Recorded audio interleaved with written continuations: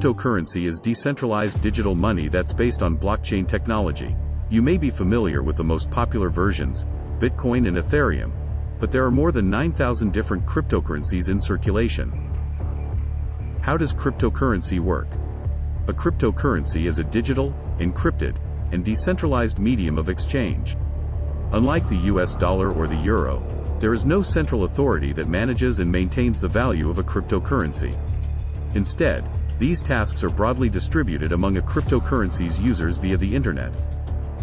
You can use crypto to buy regular goods and services, although most people invest in cryptocurrencies as they would in other assets, like stocks or precious metals. While cryptocurrency is a novel and exciting asset class, purchasing it can be risky as you must take on a fair amount of research to understand how each system works fully. Bitcoin was the first cryptocurrency, first outlined in principle by Satoshi Nakamoto in a 2008 paper titled Bitcoin, a peer-to-peer electronic cash system.